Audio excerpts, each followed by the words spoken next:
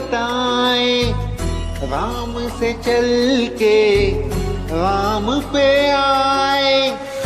प्रेम कोई हम और न जाने, राम से रूठे राम से माने। राम सिया की करुण कहानी, एक है चंदन एक है पानी। राम सिया राम जय जय राम। राम सिया राम जय जय राम। राम राम दोस्तों, मैं हूँ रेणु भाटिया और आप सुन रहे हैं रब कथा presence Valmiki Ramayana as it is. ये है 93rd एपिसोड, युद्ध कांड भाग 15। आज युद्ध कांड का है आखिरी एपिसोड। राजकुमार भरत के इस प्रकार पूछने पर कुशासन पर बैठाए हुए हनुमान जी ने श्री राम का वनवास विषयक सारा चरित्र उन्हें सुनाया। प्रभु महाभाव, जिस प्रकार श्री रामचंद्र जी को वनवास दिया गया, जिस तरह उनकी माता को 2 वर प्रदान किए गए, जैसे पुत्र शोक से राजा दशरथ की मृत्यु हुई, जिस प्रकार आप राजगृह से दूतों द्वारा शीघ्र ही बुलाए गए, जिस तरह अयोध्या में प्रवेश करके आपने राज्य लेने की इच्छा नहीं की और सत्पुरुषों के धर्म का आचरण करते हुए चित्रकूट पर्वत जाकर अपने शत्रुसूदन भाई को आपने राज्य लेने के लिए निमंत्रित किया। फिर उन्होंने जिस प्रकार राजा दशरथ के वचन का पालन करने में दृढ़तापूर्वक स्थिर होकर राज्य को त्याग दिया और जिस प्रकार अपने बड़े भाई के चरण पादुकाएं लेकर आप फिर लौट आए, यह सब बातें तो आपको यथावत रूप से विदित ही है। आपके लौट आने के बाद जो वृत्तांत घटित हुआ वह मैं बता रहा हूँ, सुनिए। आपके लौट आने पर वह वन सब ओर से अत्यंत क्षीण हो चला। वहां पशु पक्षी भय से घबरा उठे थे। तब उस वन को छोड़कर श्री राम ने विशाल दंडकारण्य में प्रवेश किया, जो निर्जन था। उस घोर वन को हाथियों ने रौंद डाला था। उसमें सिंह, व्याघ्र और मृग भरे हुए थे। उस गहन वन में जाते हुए इन तीनों के आगे महान गर्जना करते हुए बलवान राक्षस विराट दिखाई दिए।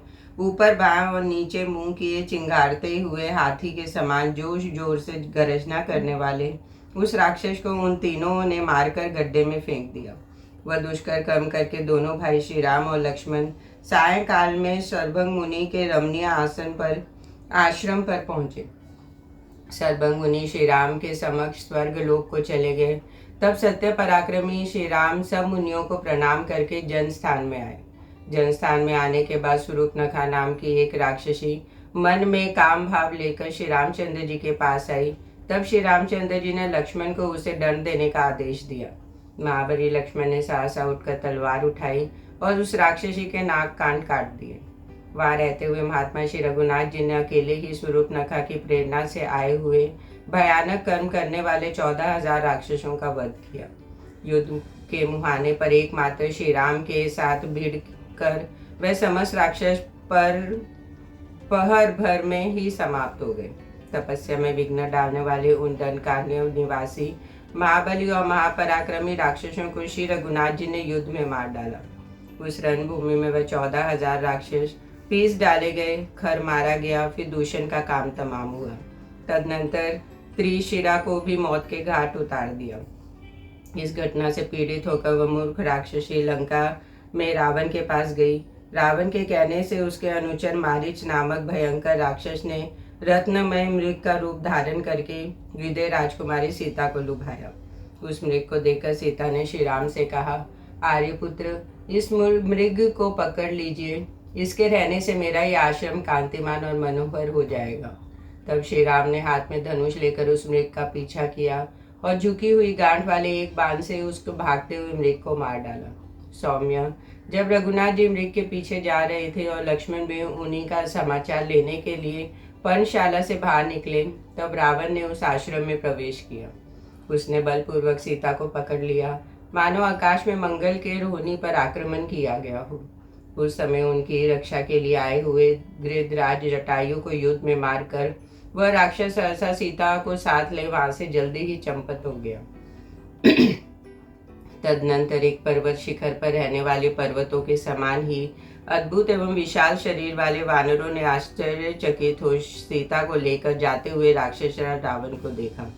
वह महाबली राक्षस रावण बड़ी शीघ्रता के साथ मन में समान वेगशाली पुष्पक विमान के पास जा पहुंचा और सीता के साथ उस पर आरूढ़ हो उसने लंका में प्रवेश किया। वह स्वर्ण भूषित विशाल भवन में मिथिला कुमारी को ठहराकर रावण चिकनी चुपड़ी बातों से उन्हें सांत्वना देने लगा। अशोक वाटिका में रहती हुई विदेह नंदिनी ने रावण की बातों को तथा स्वयं को उस राक्षस राज को भी तिनके के समान मानकर ठुकरा दिया और कभी उसकी चिंता नहीं की। उधर वन में श्री रामचंद्र जी मृग को मारकर लौटते समय उन्होंने पिता से भी अधिक प्रिय गृधराज को मारा गया देख तब उनके मन में बड़ी व्यथा हुई। लक्ष्मण सहित श्री रघुनाथ जी विदेह राजकुमारी सीता को खोज करते हुए गोदावरी तट के पुष्पम वन प्रांत में विचरने लगे। खोजते खोजते वे दोनों भाई उस विशाल वन में कम्मन नामक राक्षस के पास जा पहुंचे।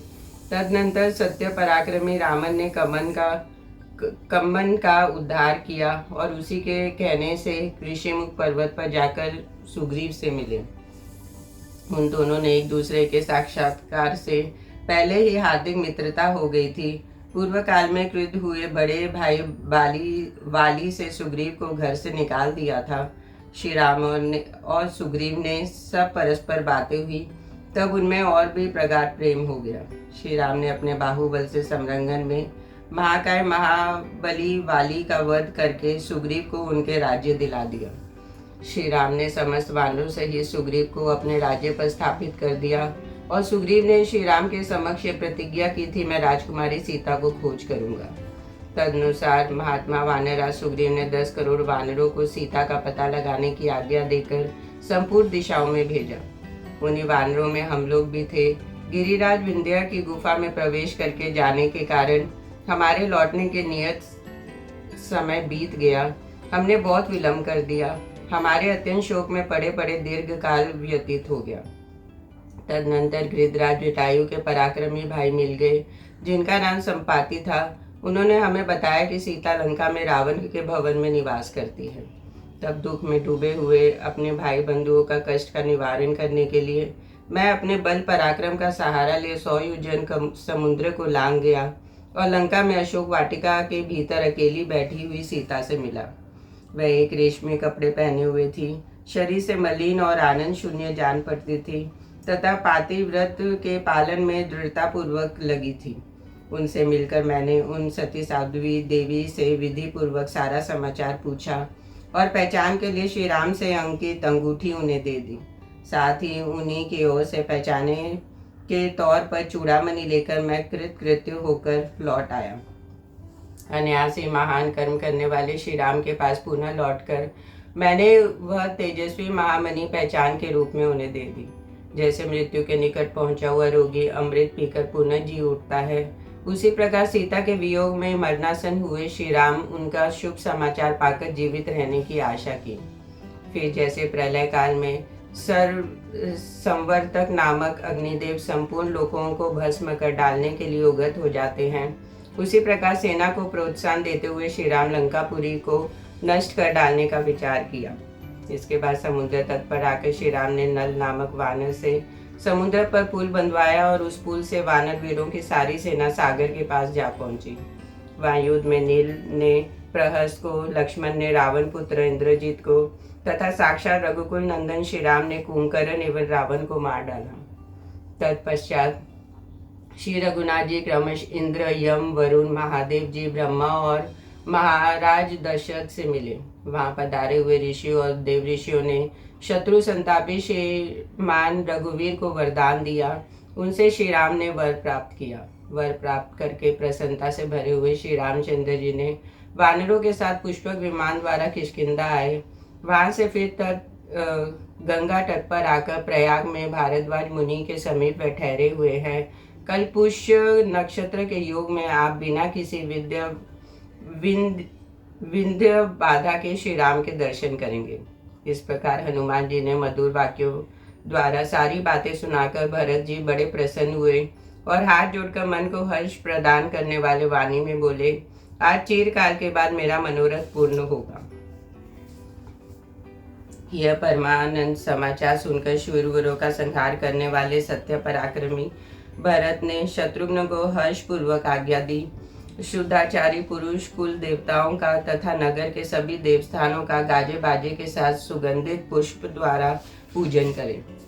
स्तुति और पुराणों के जानकार सूत समस्त भाट बाजे बजाने में कुशल सब लोग, सभी गणिकाएं, राजरानियां, मंत्रीगण, सेनाएं, सैनिकों की स्त्रियां, ब्राह्मण, क्षत्रिय और व्यवसायी संघ के मुखिया लोग श्री रामचंद्र जी के मुख चंद्र का दर्शन करके नगर से बाहर निकले। भरत जी की यह बात सुनकर शत्रु वीरों का संहार करने वाले शत्रुघ्न ने कई बार मजदूरों के अलग अलग टोलियां बनाकर उन्हें आज्ञा दी, तुम लोग ऊंच नीची भूमियों को समतल बना दो, अयोध्या से नंदीग्राम तक का मार्ग साफ कर दो, आसपास की सारी भूमि पर बर्फ की तरह ठंडे जल का छिड़काव कर दो। तत्पश्चात दूसरे लोग रास्ते में सब और लावा और फूल बिखेर दे। इस श्रेष्ठ नगर की सड़कों में अलग बगल में ऊंची पताकाएं फहरा दी जाए। कल सूर्योदय तक लोग नगर के सब मनकों को सुनहरी पुष्प मालाओं से, धनीभूत फूलों के मोटे गजरे, सूत के बंधन से रहित कमल आदि के पुष्पों तथा पंचरंगे अलंकारों से सजा दें। राजमार्ग में अधिक भीड़ न हो, इसके व्यवस्था के लिए सैकड़ों मनुष्य सब और लग जाएं। शत्रुघ्न यह आदेश सुनकर सब लोग बड़ी प्रसन्नता के साथ अपने पालन में लग गए। दूसरे बहुत से महारथी वीर सुनहरे रस्सों से कसी हुई हथनियां, हाथियों, घोड़े और रथों पर सवार होकर निकले। ध्वजा पताकों से विभूषित हजारों अच्छे अच्छे घोड़े और घुड़सवारों तथा हाथों में शक्ति, रिष्टि और पाश धारण करने वाले सहस्त्र पैदल योद्धाओं से घिरे हुए वीर पुरुष श्री राम की आवागनी में लग गए। तदनंतर राजा दशरथ की सभी रानियां सवारियों पर चढ़कर कौशल्या और सुमित्रा को आगे करके निकली तथा कैकेयी सहित सबकी सब नंदीग्राम में आ पहुंची। धर्मात्मा और धर्मज्ञ भरत मुख्य ब्राह्मणों, व्यवसायी वर्ग से प्रधानों, वैश्यों तथा हाथों में माला और मिठाई लिए मंत्रियों से घिरकर अपने बड़े भाई के चरण पादुकाओं को सिर पर धारण किए शंखों और भेरियों के गंभीर ध्वनि के साथ चले। उस समय बंदी जन उनका अभिनंदन कर रहे थे। भरत जी उपवास के कारण दीन और दुर्बल हो गए थे। वे चीर वस्त्रों और कृष्ण मृग चर्म धारण किए थे। भाई का आगमन सुन के पहले उन्होंने महान हर्ष हुआ। महात्मा भरत उस समय श्री राम की आवागनी के लिए आगे बढ़े। घोड़ों के टापों, रथ की पहियों के नेमियों और शंख और दुदुम्बियों से गंभीर नादों से सारी पृथ्वी हिलती सी जान पड़ती थी। भरत जी ने देखा कि अयोध्यापुरी के सभी नागरिक नंदीग्राम आ गए हैं। तब उन्होंने पवन पुत्र हनुमान जी से कहा, वानर वीर, वानरों का चित्त स्वभावतः चंचल होता है, कहीं आपने भी उसी गुण का सेवन तो नहीं किया? श्री राम के आने की झूठी खबर तो नहीं उड़ा दी है? क्योंकि मुझे अभी तक शत्रुओं के संताप देने वाले ककुत्स कुलभूषण आर्य श्री राम के दर्शन नहीं हो रहे हैं तथा इच्छा अनुसार धारण करने वाले वानर भी कहीं दृष्टिगोचर नहीं हो रहे हैं। भरत जी के ऐसे कहने पर हनुमान जी ने सार्थक एवं सत्य बात बताते हुए उनके लिए एक सत्य पराक्रमी भरत जी से कहा, मुनिवर, भरद्वाज जी की कृपा से रास्ते के सभी वृक्ष सदा फूल फलने के हो गए हैं और उनसे मधु की धाराएं गिरती है। उन वृक्षों पर मतवाले भ्रमर निरंतर गूंजते रहते हैं। उन्हें पाकर वानर लोग अपनी भूख प्यास मिटाने लगे हैं। किंतु देखिए, अब हर्ष से भरे हुए वानरों का भयंकर कोलाहल सुनाई देता है। मालूम होता है इस समय वानर सेना गोमती को पार कर रही है। उधर सालवन की ओर देखिए, कैसे धूल की वर्षा हो रही है। मैं समझता हूँ वानर लोग रमणीय सालवन को आनंदित कर रहे हैं। लीजिए यह रहा पुष्पक विमान जो दूर से ही चंद्रमा के समान दिखाई देता है। उस दिव्य पुष्पक विमान को विश्वकर्मा ने अपने मन से संकल्प से ही रचा था। महात्मा श्री राम ने रावण की बंधु बांधवों सहित मारकर उसे प्राप्त किया है। श्री राम का वाहन बना हुआ वह विमान प्रातः काल के सूर्य की भांति प्रकाशित हो रहा है। इसका वेग मन के समान है। वह दिव्य विमान ब्रह्मा जी की कृपा से कुबेर को प्राप्त हुआ था। इसी में विदेह राजकुमारी सीता के साथ वे दोनों रघुवंशी वीर बंधु बैठे हैं। और इसी में महातेजस्वी सुग्रीव तथा राक्षस विभीषण भी विराजमान हैं। हनुमान जी इतना कहते ही स्त्रियों, बालकों, नौजवानों और बूढ़ों सभी पूर्ववासियों के मुख से यह वाणी फूट पड़ी, अहो ये श्री रामचंद्र जी आ रहे हैं। उन नगर नागरिकों का वह हर्षनाद स्वर्ग लोक तक गूंज उठा। भरत श्री रामचंद्र जी की ओर दृष्टि लगाए हाथ जोड़कर खड़े हो गए। उनका शरीर हर्ष से पुलकित था। उन्होंने दूर से ही आर्ध पाद आदि के द्वारा श्री राम का विधिवत पूजन किया। विश्वकर्मा द्वारा मन से रचे हुए उस विमान पर बैठे हुए विशाल नेत्रों वाले भगवान श्री राम वज्रधारी देवराज इंद्र के समान शोभा पा रहे थे। इतने में ही श्री रामचंद्र जी की आज्ञा पाकर वह महान वेगशाली हंस युक्त उत्तम विमान पृथ्वी पर उतर आया। भगवान श्री राम ने सत्य पराक्रमी भरत को विमान पर चढ़ा दिया और उन्होंने श्री रघुनाथ जी के पास पहुंचकर आनंद विभोर हो पुनः उनके श्री चरणों में साष्टांग प्रणाम किया। दीर्घ काल के पश्चात दृष्टि पथ पे आए हुए भरत को उठाकर श्री रघुनाथ जी ने अपनी गोद में उठा लिया और बड़े हर्ष के साथ उन्हें हृदय से लगाया। तत्पश्चात शत्रु को संताप देने वाले भरत ने लक्ष्मण से मिलकर उनका प्रणाम ग्रहण करके विदेह राजकुमारी सीता को बड़ी प्रसन्नता के साथ प्रणाम किया और अपना नाम भी बताया। इसके बाद कैकेयी कुमार भरत ने सुग्रीव, जाम्बवन, अंगद, मैंद, विविध, नील, ऋषभ, सुषेण, नल, गवाक्ष, गन्धमादन, सरभ और पनस का पूर्ण रूप से आलिंगन किया। वह इच्छा अनुसार धारण करने वाले वानर मानव रूप धारण करके भरत जी से मिले और उन सब ने महान हर्ष से उल्लासित होकर उस समय भरत जी का कुशल समाचार पूछा। धर्मात्माओं में श्रेष्ठ महातेजस्वी राजकुमार भरत ने वानरा सुग्रीव को हृदय से लगाकर उनसे कहा, सुग्रीव, तुम हम चारों के पांचवे भाई हो, क्योंकि स्नेह पूर्वक उपकार करने से ही कोई भी मित्र होता है और मित्र अपना भाई ही होता है। अपकार करना तो शत्रुओं का लक्षण है। इसके बाद भरत ने विभीषण को सांत्वना देते हुए कहा, राक्षस राज, बड़े सौभाग्य की बात है कि आपकी सहायता पाकर श्री रघुनाथ जी ने अत्यंत दुष्कर कार्य किया है। इसी समय वीर शत्रुघ्न ने श्री राम और लक्ष्मण को प्रणाम करके सीता जी के चरणों में विनय पूर्वक मस्तक झुकाया। माता कौशल्या शोक के कारण अत्यंत दुर्बल और कांतिहीन हो गई थी। उनके पास पहुंचकर श्री राम ने प्रणत हो उनके दोनों पैर पकड़ लिए और माता के मन को अत्यंत हर्ष प्रदान किया। फिर सुमित्रा और यशस्विनी कैकेयी को प्रणाम करके उन्होंने संपूर्ण माताओं को अभिवादन किया और उसके बाद वह राजपुरोहित वशिष्ठ जी के पास गए। उस समय अयोध्या के समस्त नागरिक हाथ जोड़कर श्री रामचंद्र जी से एक साथ बोल उठे, माता कौशल्या का आनंद बढ़ाने वाले महाभाव श्री राम, आपका स्वागत है, स्वागत है। भरत के बड़े भाई श्री राम ने देखा खिले हुए कमलों के समान नागरिकों की सहस्त्र अंजलियां उनकी ओर उठी थी। तदनंतर धर्मज्ञ भरत ने स्वयं ही श्री राम के चरण पादुकाएं लेकर उन महाराज के चरणों में पहना दी और हाथ जोड़कर उस समय उनसे कहा, प्रभु, मेरे पास धरोहर के रूप में रखा हुआ आपका यह सारा राज्य आज मैंने आपके श्री चरणों में लौटा दिया।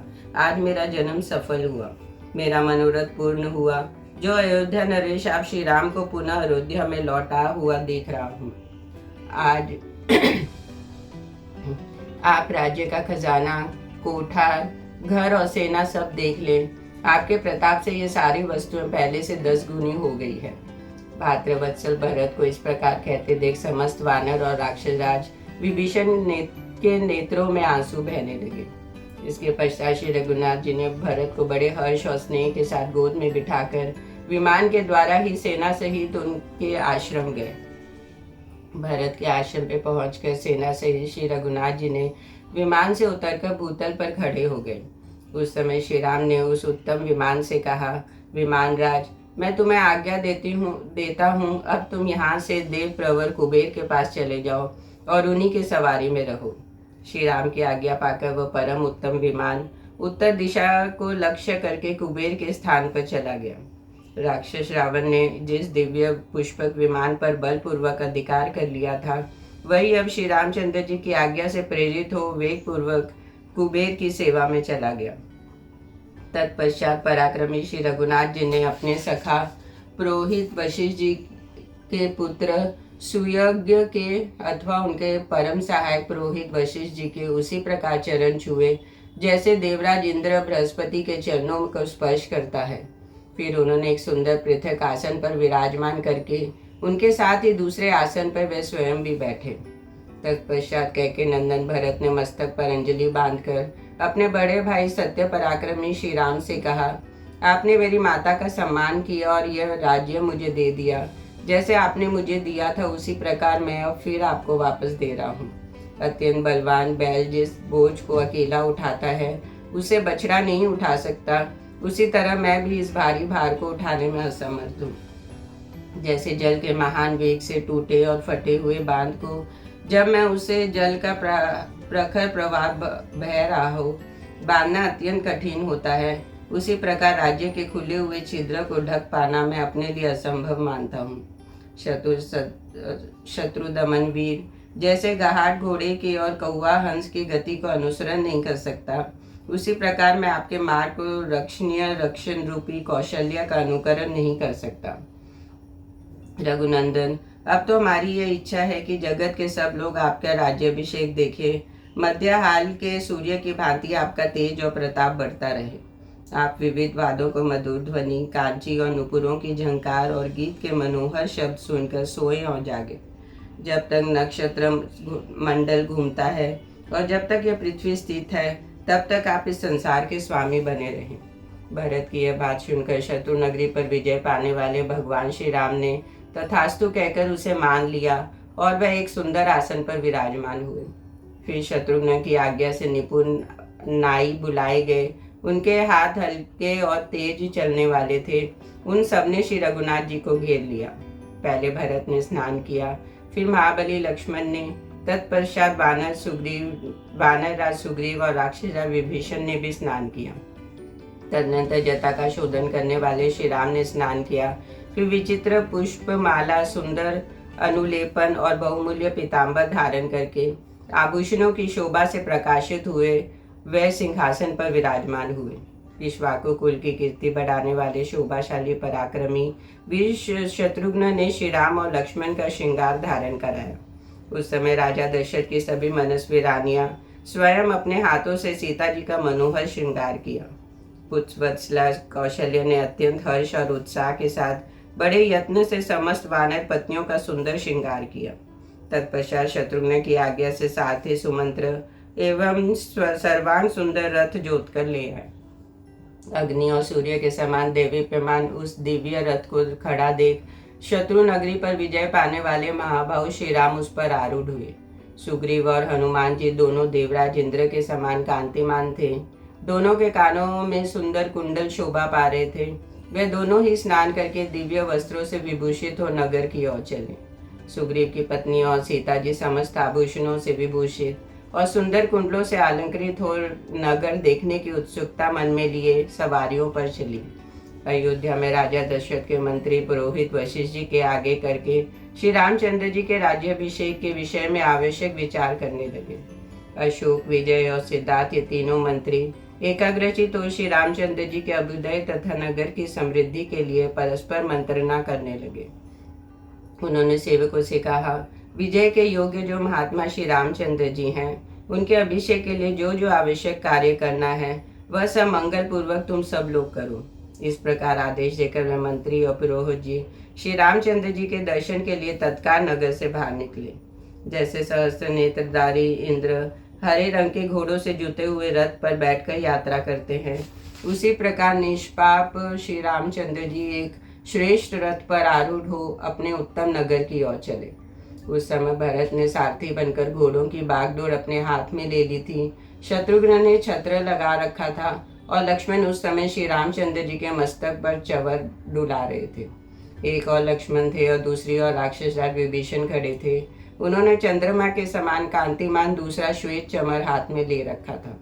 उस समय आकाश में खड़े हुए ऋषियों और मरुद्रणों सहित देवताओं ने के समुदाय श्री रामचंद्र जी के स्तवन की मधुर ध्वनि सुन रहे थे।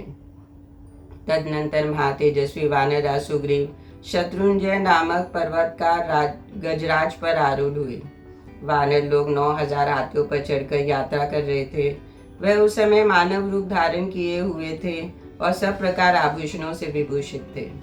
पुरुष सिंह श्री राम शंख ध्वनि और दुदुम्बियों से गंभीर नाद के साथ प्रसाद मालाओं से अलंकृत अयोध्यापुरी के ओर प्रस्तुत हुए। उन सबने आगे बढ़कर श्री रघुनाथ जी को बधाई दी और श्री राम ने बदले में उनका अभिनंदन किया। फिर वैसा पूर्वासी भाइयों से घिरे हुए महात्मा श्री राम पीछे पीछे चलने लगे। सबसे आगे बाज वाले थे। वह आनंद मग्न हो तुरही, करताल और स्वास्तिक बजाते हुए मांगलिक गीत गाते थे। उन सबके साथ श्री रामचंद्र जी नगर की ओर बढ़ने लगे। श्री रामचंद्र जी अपने मंत्रियों से सुग्रीव की मित्रता और हनुमान के प्रभाव और अन्य वानरों से अद्भुत पराक्रमी चर्चा करते जा रहे थे। वानरों के पुरुषार्थ और राक्षसों के बल की बातें सुनकर अयोध्या वासियों को बड़ा विस्मय हुआ। श्री राम ने विभीषण के मिलन का प्रसंग भी अपने मंत्रियों को बताया। यह सब बताकर वानरों सहित तेजस्वी श्री राम ने हुष्ट पुष्ट मनुष्यों से भरी हुई अयोध्यापुरी में प्रवेश किया। उस समय पूर्ववासियों ने अपने अपने घर में लगी हुई पताकाएं ऊंची कर दी। फिर श्री रामचंद्र जी इक्ष्वाकु वंश के राजाओं के उपभोग में आए हुए पिता के रमणीय भवन में गए। उस समय रघुकुल नंदन राजकुमार श्री राम ने महात्मा पिताजी के भवन में प्रवेश करके माता कौशल्या, सुमित्रा और कैकेयी के चरणों में मस्तक झुकाकर धर्मात्माओं में श्रेष्ठ भरत से अर्थयुक्त मधुर वाणी में कहा, भरत, मेरा जो अशोक वाटिका से घिरा हुआ मुक्ता और वैदुर्य मणियों से जड़ित विशाल भवन है वह सुग्रीव को दे दो। उनकी आज्ञा सुनकर सत्य पराक्रमी भरत ने सुग्रीव का हाथ पकड़कर उस भवन में प्रवेश किया। फिर शत्रुघ्न की आज्ञा से अनेक सेवक उनके तिलक तेल से जलने वाले बहुत से दीपक, पलंग और बिछौने लेकर शीघ्र ही गए। तत्पश्चात महातेजस्वी भरत ने सुग्रीव से कहा, प्रभु, भगवान श्री राम ने अभिषेक के निमित्त जल लाने के लिए आप अपने दूतों को आज्ञा दीजिए। तब सुग्रीव ने उसी समय 4 श्रेष्ठ वानरों को सब प्रकार के रत्नों से विभूषित 4 सोने के घड़े देकर कहा, वानरों, तुम लोग कल प्रातःकाल ही चारों समुद्र के जल से भरे हुए घोड़ों के साथ उपस्थित रहकर आवश्यक आदेश कर प्रतीक्षा करो। सुग्रीव के इस प्रकार आदेश देने पर हाथी के समान विशालकाय महामनस्वी वानर, जो गरुड़ के समान शीघ्रगामी थे, तत्काल आकाश में उड़ गए। जामवन, हनुमान, गवय और ऋषभ, ये सभी वानर चारों समुद्रों से और 500 नदियों से भी सोने के बहुत से कलश भर लाए। जिनके पास ऋषियों की बहुत से सुंदर सेना है, वह शक्तिशाली जामवन संपूर्ण रत्नों से विभूषित स्वर्णमय कलश लेकर गए और उनमें पूर्व समुद्र का जल भरकर ले आए। ऋषभ दक्षिण समुद्र से शीघ्र ही सोने का घड़ा भर लाए। वह लाल चंदन और कपूर से ढका हुआ था। वायु के समान वेगशाली गवय एक रत्न निर्मित विशाल कलश के द्वारा पश्चिम दिशा के महासागर शीतल जल भर लाए। गरुड़ तथा वायु के समान तीव्र गति से चलने वाले धर्मात्मा सर्वगुण संपन्न पवन पुत्र हनुमान जी भी उत्तरवर्ती महासागर से शीघ्र जल ले आए। वे श्रेष्ठ वानरों के द्वारा लाए हुए उस जल को देखकर मंत्रियों सहित शत्रुघ्न ने वह सारा जल श्री रामचंद्र जी के अभिषेक के लिए पुरोहित वशिष्ठ जी तथा अन्य सहृदयों को समर्पित कर दिया। तदनंतर ब्राह्मणों सहित शुद्ध चेता वृद्ध वशिष्ठ जी ने सीता सहित श्री रामचंद्र जी को रत्नमयी चौकी पर बिठाया। तत्पश्चात जैसे 8 वसुओं के देवराज इंद्र का अभिषेक कराया था, उसी प्रकार वशिष्ठ, वामदेव, जाबाली, कैश्यप, कात्यायन, सुयज्ञ, गौतम और विजय, इन 8 मंत्रियों ने स्वच्छ और सुगंधित जल के द्वारा सीता सहित पुरुष प्रवर श्री रामचंद्र जी का अभिषेक कराया। यह बताते हैं, सबने पहले उन्हें संपूर्ण औषधियों के रसों और पूर्वाक जल से ऋतिविज्ञ ब्राह्मणों द्वारा, फिर 16 कन्याओं द्वारा, तत्पश्चात मंत्रियों द्वारा अभिषेक कराया। इसके बाद अन्यायी योद्धाओं और हर्ष से भरे हुए श्रेष्ठ व्यवसायियों को भी अभिषेक का अवसर दिया। उस समय आकाश में खड़े हुए समस्त देवता और एकत्रित हुए चारों लोकपालों ने भी भगवान श्री राम का अभिषेक किया। तदनंतर ब्रह्मा जी का बनाया हुआ रत्न शोभित एवं दिव्य तेज से दैवीप्यमान किरीट, जिसके द्वारा पहल मनु जी का और फिर क्रमश उनके सभी वंशधर राजाओं का अभिषेक होता है, भांति भांति के रत्नों से चित्रित स्वर्ण निर्मित और महान वैभव से शोभायमान सभा भवन में अनेक रत्नों से बनी हुई चौकी पर विधि पूर्वक रखा गया। फिर महात्मा वशिष्ठ ने अन्य रीतिज्ञ ब्राह्मणों के साथ उस किरीट से और अन्याय आभूषणों से श्री रघुनाथ जी को विभूषित किया। उस समय शत्रुघ्न ने उनके ऊपर श्वेत रंग का छत्र लगाया। एक और वानरराज सुग्रीव ने श्वेत चवर हाथ में लिया, तो दूसरी ओर राक्षसराज विभीषण ने चंद्रमा के समान चमकीला चवर लेकर डुलाना आरंभ किया। उस अवसर पर देवराज इंद्र की प्रेरणा से वायुदेव ने 100 स्वर्णमय कमलों से बनी हुई एक दीप्तिमती माला और सब प्रकार से के रत्नों से युक्त मणियों से विभूषित मुक्ताहार राजा रामचंद्र जी को भेंट किया। बुद्धिमान श्री राम के अभिषेक काल में देव गंधर्व गाने लगे और अप्सराएं नृत्य करने लगी। भगवान श्री राम उस सम्मान के सर्वथा योग्य थे। श्री रघुनाथ जी के राज्याभिषेक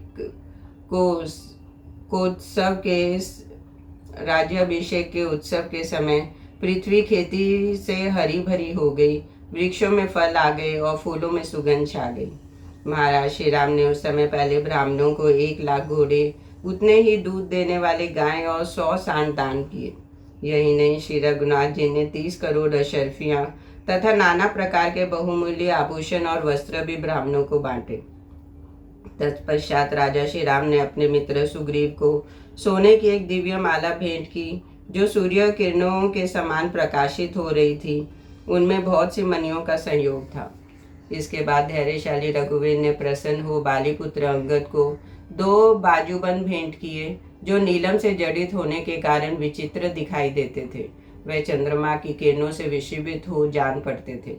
उत्तम मणियों से युक्त उस परम उत्तम मुक्ताहार को, जो चंद्रमा के किरणों के समान प्रकाशित होता था, श्री रामचंद्र जी ने सीता जी के गले में डाल दिया। साथ ही उन्होंने कभी मैले न होने वाले 2 दिव्य वस्त्र तथा और भी बहुत से सुंदर आभूषण अर्पित किए। विदे नंदिनी सीता ने पति की ओर देखकर वायुपुत्र हनुमान को कुछ भेंट देने का विचार किया। वह जनक नंदिनी अपने गले से उस मुक्ताहार को निकालकर बारंबार समस्त वानरों और पति की ओर देखने लगी। उनकी उस चेष्टा को समझकर श्री रामचंद्र जी ने जानकी की ओर देखकर कहा, सौभाग्यशालिनी भामिनी, तुम जिस पर संतुष्ट हो उसे यह हार दे दो। तब कजरारे नेत्रों वाली माता सीता ने वायुपुत्र हनुमान को, जिनमें तेज, धृति, यश, चतुरता, शक्ति, विनय, नीति, पुरुषार्थ, पराक्रम और उत्तम बुद्धि, ये सद्गुण सदा विद्यमान रहते हैं, वह हार दे दिया। उस हार से कपिशेष हनुमान जी उसी तरह शोभा पाने लगे जैसे चंद्रमा की किरणों के समूह सदृश श्वेत बादलों की माला से कोई पर्वत सुशोभित हो रहा हो। इस प्रकार जो प्रधान एवं श्रेष्ठ वानर थे, उन सबका वस्त्रों और आभूषणों द्वारा यथा योग्य सत्कार किया गया। अनायासी महान कर्म करने वाले श्री राम ने विभीषण, सुग्रीव, हनुमान तथा जाम्बन आदि सभी श्रेष्ठ वानरों को मनोवांछित वस्तुएं एवं प्रचुर रत्नों द्वारा यथा योग्य सत्कार किया। वे सबके सब प्रसन्नचित हो जैसे आए थे उसी तरह अपने अपने स्थानों को चले गए। तत्पश्चात शत्रुओं को संताप देने वाले राजा श्री रघुनाथ जी ने द्विग्ध, मैंद और नील को देखकर उन सबको मनोवांछित पूर्वक गुणों से युक्त सब प्रकार के उत्तम रत्न आदि भेंट किए। इस प्रकार भगवान श्री राम का राज्याभिषेक देखकर सभी महामनस्वी श्रेष्ठ वानर महाराज श्री राम से विदा ले किष्किंधा को लौट गए। वानर श्री सुग्रीव भी श्री राम के राज्याभिषेक का उत्सव देखकर उनसे पूजित हो किष्किंधा में प्रवेश किया। महायशस्वी धर्मात्मा विभीषण भी अपने कुल का वैभव, अपना राज्य पाकर अपने साथी श्रेष्ठ निशाचरों के साथ लंकापुरी को चले गए। अपने शत्रुओं का वध करने वाले परम उद्धार महायशस्वी श्री रघुनाथ जी बड़े आनंद से समस्त राज्य का शासन करने लगे। उन धर्मवत्सल श्री राम ने धर्मज्ञ लक्ष्मण से कहा, धर्मज्ञ लक्ष्मण, पूर्ववर्ती राजाओं ने चतुरंगी सेना के साथ जिनका पालन किया था, उसी इस भूमंडल के राज्य पर तुम मेरे साथ प्रतिष्ठित हो जाओ। अपने पिता पितामह और प्रपी महात्माओं ने जिस राज्य भार को पहले धारण किया था, उसी को मेरे ही समान तुम भी युवराज पद पर स्थित होकर धारण करो। परंतु श्री रामचंद्र जी के सब तरह से समझाने और नियुक्त किए जाने पर भी सुमित्रा कुमार लक्ष्मण ने उस पद को नहीं स्वीकार किया। तब महात्मा श्री राम ने भरत को युवराज पद पर अभिषेक किया। राजकुमार महाराज श्री राम ने अनेक बार पौंडरिक, अश्वमेघ, वाजपेयी और अन्य प्रकार के यज्ञों का अनुष्ठान किया। श्री रघुनाथ जी ने राज्य पाकर 11 सहस्त्र वर्षों तक उसका पालन और 100 अश्वमेघ यज्ञों का अनुष्ठान किया। उन यज्ञों में उत्तम अश्व घोड़े गए थे तथा ऋतविज्ञों को बहुत अधिक दक्षिणाएं बांटी गई थी। उनकी भुजाएं घुटनों तक लंबी थी, उनके वक्षस्थल विशाल और विस्तृत थे। वह बड़े प्रतापी नरेश थे। लक्ष्मण को साथ लेकर श्री राम ने इस पृथ्वी का शासन किया। अयोध्या के परम उत्तम राज्य को पाकर धर्मात्मा श्री राम ने सरहृदय कुटुंब जनों और भाई बंधुओं के साथ अनेक प्रकार के यज्ञ किए। संपूर्ण जगत में कहीं चारों और लुटेरों का नाम नहीं सुना जाता था। कोई भी मनुष्य अनर्थकारी कार्यों में हाथ नहीं डालता था और बूढ़ों को बालक के अत्यंत संस्कार नहीं करने पड़ते थे। सब लोग सदा प्रसन्न ही रहते थे। सभी धर्मपरायण थे और श्री राम पर बारंबार दृष्टि रखते हुए वह कभी एक दूसरे को कष्ट नहीं पहुंचाते थे। श्री राम के राज्य शासन करते समय लोग सहस्त्र वर्षों तक जीवित रहते थे। सहस्त्र पुत्रों के जनक होते थे और उन्हें किसी प्रकार का रोग या शोक नहीं होता था। श्री राम के राज्य शासन में प्रजा वर्ग के भीतर केवल राम राम राम ही चर्चा होती थी। सारा जगत श्री राममय हो गया था। श्री राम के राज्य में वृक्षों में जड़ें सदा मजबूत रहती थी। वह वृक्ष सदा फूल और फलों से लदे रहते थे। ब्राह्मण, क्षत्रिय, वैश्य और शूद्र चारों वर्णों के लोग लोभ रहित रहते थे। श्री राम के शासन काल में सारी प्रजा धर्म में तत्पर रहती थी और झूठ नहीं बोलती थी। भाइयों सहित श्री राम ने 11,000 वर्षों तक राज्य किया। यह ऋषि प्रोक्त आदि काव्य रामायण है, जिसे पूर्व काल में महर्षि वाल्मीकि ने बनाया था। यह धर्म, यश तथा आयु को वृद्धि करने वाला एवं राजाओं को विजय देने वाला है। संसार में जो मानव सदा इसका श्रवण करता है वह पाप से मुक्त हो जाता है। श्री राम के राज्याभिषेक का प्रसंग को सुनकर मनुष्य इस जगत में यदि पुत्र का इच्छुक हो तो पुत्र, धन का अभिलाषी हो तो धन पाता है। राजा इस काव्य का श्रवण करने से पृथ्वी पर विजय पाता और शत्रुओं को अपने अधीन कर लेता है। जैसे माता कौशल्या श्री राम को, सुमित्रा लक्ष्मण को और कैकेयी भरत को पाकर जीवित पुत्रों की माता कहलाई, उसी प्रकार संसार की दूसरी स्त्रियां भी इस आदि काव्य के पाठ और श्रवण से जीवित पुत्रों की जननी और सदा आनंद मग्न तथा पुत्रों पौत्रों से संपन्न होगी। कलेश रहित कर्म करने वाले श्री राम के विजय कथा रूप इस संपूर्ण रामायण काव्य को सुनकर मनुष्य दीर्घ काल तक स्थिर रहने वाले आयु पाता है। जो लोग पूर्व काल में महर्षि वाल्मीकि द्वारा निर्मित ये काव्य को सुनते हैं वह परदेश में लौटकर अपने भाई बंधुओं के से मिलते हैं और आनंद का अनुभव करते हैं। इसके श्रवण से समस्त देवता श्रोताओं पर प्रसन्न होते हैं और जिनके घर में विघ्नकारी ग्रह होते हैं उनके भी सारे ग्रह शांत हो जाते हैं। राजा इनके श्रवण से भूमंडल पर विजय पाता है। परदेश में निवास करने वाला पुरुष सकुशल रहता है और रजस्वल स्त्रियां इसके सुनकर श्रेष्ठ पुत्रों को जन्म देती है। जो इस प्राचीन इतिहास का पूजन और पाठ करता है वह सब पापों से मुक्त होता है और बड़ा आयु पाता है। जो नित्य इस संपूर्ण रामायण का श्रवण एवं पाठ करता है उस पर सनातन विष्णु स्वरूप भगवान श्री राम सदा प्रसन्न रहते हैं। साक्षात आदिदेव महाभाव पापहारी प्रभु नारायण ही रघुकुल तिलक श्री राम हैं और तथा भगवान शेष ही लक्ष्मण कहलाते हैं। लव कुश कहते हैं, श्रोताओं आप लोगों का कल्याण हो। यह पूर्व घटित आख्यान ही इस प्रकार रामायण काव्य के रूप में वर्णित हुआ है। आप लोग पूर्ण विश्वास के साथ इसका पाठ करें, इससे आपके वैष्णव बल की वृद्धि होगी।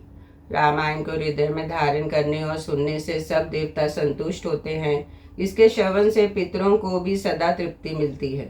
जो लोग श्री रामचंद्र जी के भक्ति भाव रखकर महर्षि वाल्मीकि निर्मित इस रामायण की संहिता को लिखते हैं उनका स्वर्ग में निवास होता है। इस शुभ और गंभीर अर्थ से युक्त काव्य को सुनकर मनुष्य के कुटुंब और धन धान्य की वृद्धि होती है। इसे श्रेष्ठ गुण वाली सुंदर स्त्रियां सुलभ होती है तथा इस भूतल पर वह अपने सारे मनोरथ को प्राप्त कर लेते हैं। यह काव्य आयु, आरोग्य, यश और भातृ प्रेम को बढ़ाने वाला है। यह उत्तम बुद्धि प्रदान करने वाला और मंगलकारी है। अंत समृद्धि की इच्छा रखने वाले सत्पुरुषों को इस उत्सव वर्धक इतिहास का नियम पूर्वक श्रवण करना चाहिए। इस प्रकार श्री वाल्मीकि निर्मित आर्ष रामायण आदि काव्य के युद्ध कांड में 128वां सर्ग पूरा हुआ। जय श्री राम। आज युद्ध कांड समाप्त हुआ और कल हम उत्तर कांड शुरू करेंगे। जय श्री राम।